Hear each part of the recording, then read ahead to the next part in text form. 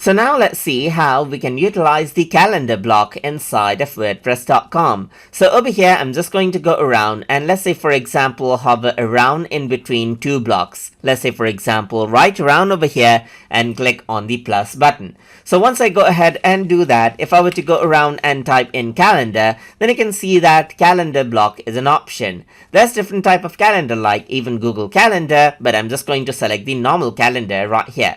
So once you go ahead and do that, you get the calendar right here for the month right here, just like this, as you can see right here, just like this. So you can go ahead and let's say, for example, place it wherever you want right here. So let's just go ahead and place it out to the top. Let's say, for example, just like this.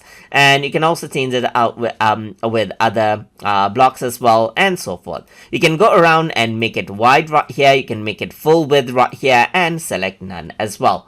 Let's just go around and save this, and let's say, for example, I'm going to go ahead and view a preview of this right here, and this is the calendar block, as you can see right here. And with the calendar block, what actually happens is that it shows out the dates with the post which is clickable. Let's say, for example, if I were to select 24, then what happens is that it simply redirects it out into the 24th December post. You can go for 11 December post right here, and then it redirects it out accordingly right here. And that is what the calendar block actually does, and it actually goes ahead and lists down the dates right here, highlights it out, so that you can click and access those particular date.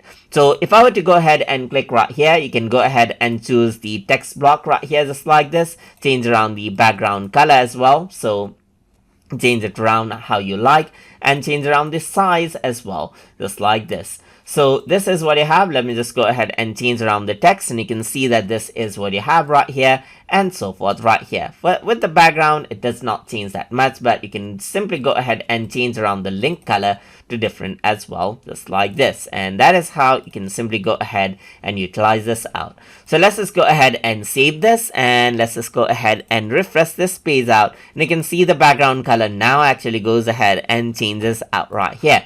So let me just go ahead and select it and change around the background color to be something like yellow.